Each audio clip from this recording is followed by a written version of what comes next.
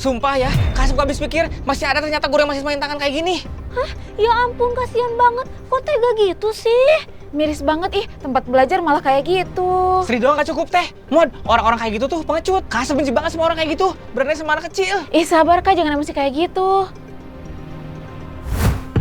Hah? Jivan? Mata kamu kenapa, Jip? Kok merah gitu? Tadi Jivan Tuh kan pasti kejadian. Guru mana yang tegembul kamu, Jif? Jadi Sabar sebenarnya... Kak, biar Jivan cerita dulu. Jip, ayo jujur sama kita. Kamu dituduh apa sampai guru kamu setega ini? Tadi pas jam Kak Asep pelajaran... gak terima kamu diginiin. Mau alasan apapun guru gak berhak main fisik. Itu kena benda atau tangan, Jif? Sakit banget nggak? Sakit teh.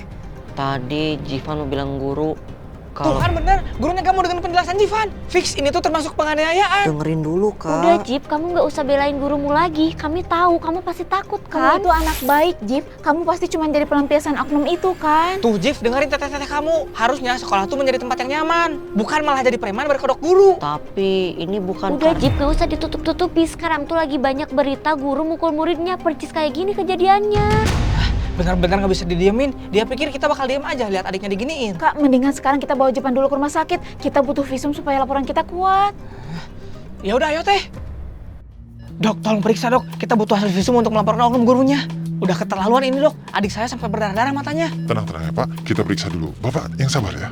Apalagi mau dicek dok. Jelas-jelas ini hasil hantaman. Saya tahu persis pola-pola kekerasan seperti ini. Pokoknya dokter tulis aja apa adanya. Biar guru itu gak bisa ngeles lagi dan bilangin kecelakaan. Iya dok, tadi adik saya mau cerita di rumah tapi kita langsung bawa ke sini karena takut hilang buktinya. Tolongin adik saya dok, dia kasihan dok, trauma. Mohon tenang dulu ya.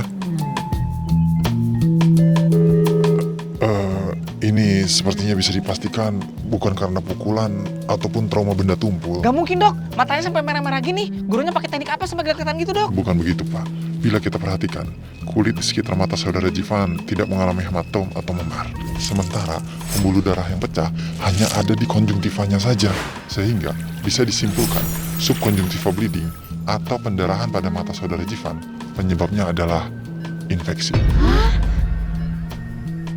Jif, kenapa kamu gak bilang dari tadi kalau mata kamu sakit infeksi? Kita sampai panik mau lapor polisi loh. Ya gimana mau jelasin Kak?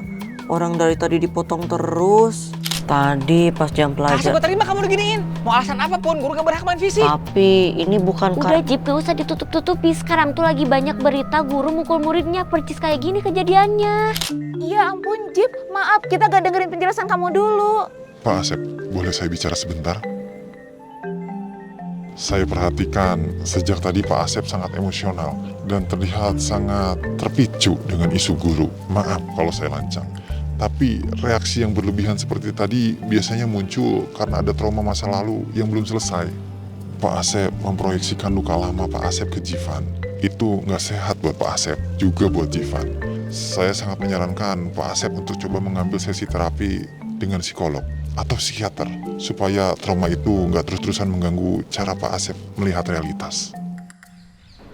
Jif, Teh, Mod, Kak Asep pamit dulu ya. Kak Asep mau menyelesaikan apa yang belum Kak Asep selesaikan. Kami dukung penuh Kak.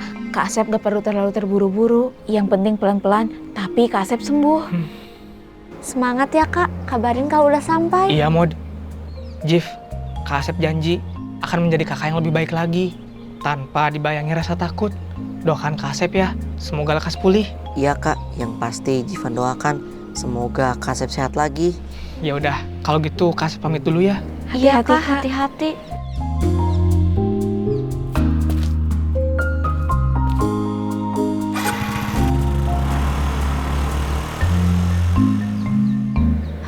Gak nyangka ya, ternyata selama ini Kak Asep yang kita kenal sebagai orang yang ceria, happy, ternyata menyimpan banyak trauma.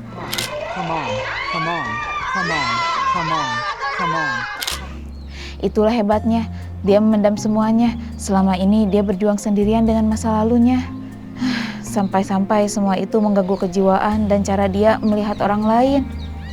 Kita aja yang serumah sampai-sampai nggak tahu dia sedang berjuang dengan masa lalunya. Iya ya Teh, ternyata dibalik marahnya Kak Asep kemarin itu karena Kak Asep sayang sama Jivan, tapi justru cara penyampaiannya yang salah. Semoga setelah ini Kak Asep benar-benar lepas dari beban itu. Kasian kalau Kak Asep hidupnya terus dihantui trauma.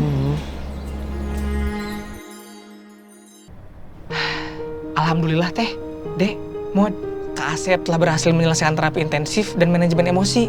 Ini sertifikat kelulusannya. Kak Asep telah berdamai dengan masa lalu. Rasanya plong banget, kayak nggak ada beban. Wah, keren ya. Berarti sekarang Kak Asep gak akan meledak-ledak lagi kan? Kak Asep sadar, gak semua guru sama seperti yang Kak Asep temui dulu. Itu hanya oknum. Bener banget Kak, itu semua murni oknum. Tugas guru adalah membimbing dan bertanggung jawab, bukan malah bikin trauma. Kak Asep gak boleh biarin satu atau dua orang merusak pandangan Kak Asep terhadap guru secara keseluruhan. Iya, bener Jif. Kak, ngomong-ngomong soal masa lalu, dulu kan kakak pernah dipukul sama guru. Tapi kita gak pernah tahu kejadian aslinya. Kenapa sih Kak bisa kejadian kayak gitu? Jadi dulu itu Kak Asep menghapus box pakai penghapus pensil. Jadi guru Kak Asep marah. Serius Kak, pakai penghapus karet buat pensil itu? Iya Mod, kebayangkan sekecil apa. Dan semua teman Kak Asep ketawa. Kak Asep seneng karena berhasil mencairkan suasana. Tapi setelah ikut terapi, Kak Asep jadi sadar dan paham bagaimana POV atau sudut pandang guru tersebut. Beliau merasa direndahkan dengan tingkah laku Kak Asep di depan kelas. Ditambah lagi kemungkinan besar beliau sedang banyak masalah di rumahnya.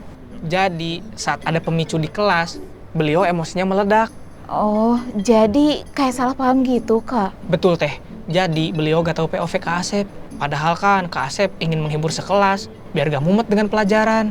Sementara Kak Asep juga gak tahu kan kalau beliau lagi dalam kondisi gak baik buat bercanda. Wah, berat juga ya kalau masing-masing gak tahu apa yang dirasakan. Makanya Jif, ternyata selama ini Kak Asep hanya terkurung dengan rasa sakit sendiri Kak Asep tanpa melihat hal lain. Tapi sekarang Kak Asep sudah sadar. Kak Asep sudah memaafkan kejadian itu. Kak Asep sekarang udah berubah, auranya jadi lebih kalem. Berarti sekarang Kak Asep udah gak dendam lagi dong? Sudah teh, sudah Kak Asep buang jauh-jauh. Sebenarnya kalau menurut psikolog kemarin yang harus diobatin itu keduanya. Kak Asep harus sembuh dengan traumanya. Dan guru itu harus dibimbing karena memiliki emosi yang kurang stabil. Hah?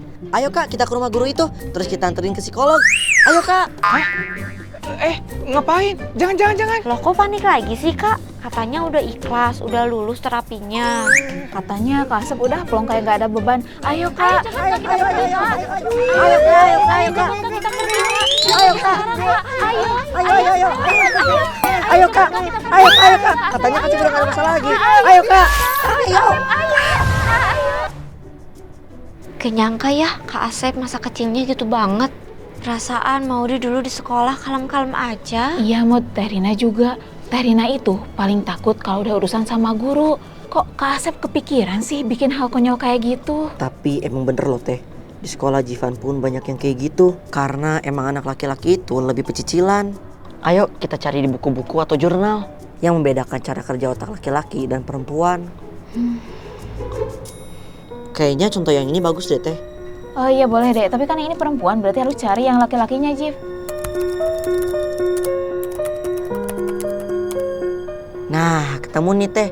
Di jurnal ini dijelaskan kalau laki-laki itu punya hipotalamus yang ukurannya lebih luas. Nah, karena bagian itu adalah pusatnya hormon testosteron, efeknya itu yang pertama, mereka jadi gampang banget bosen. Kalau udah bosen, otaknya bakal nagih stimulasi. Makanya mereka suka ngelakuin hal konyol atau bodoh cuma buat nyari hiburan. Kedua, hipotalamus ini bikin mereka punya fisik energi yang meledak-ledak. Jadi, kalau nggak bisa diem atau bahkan sampai tantrum, itu tuh sebenarnya dorongan alami badannya. Yang ketiga, kontrol dirinya itu belum kuat. Jadi mereka gas dulu. Urusan risiko atau dimarahin guru mah dipikir belakangan. Pantesan Mod beda sama kita. Katanya kalau perempuan itu otak bagian kontrol diri dan emosinya itu lebih cepat mateng. Berarti pas Kak Asep mainin penghapus waktu itu tuh sebenarnya hipotalamusnya itu lagi berontak karena bosen. Iya Teh, jadi itu sebenarnya bukannya cewek banget, tapi karena otaknya lagi on banget. Jadi belum sinkron sama situasi di kelas. Ternyata di balik kenakalan anak laki-laki itu ada sainsnya ya Cip, Teh.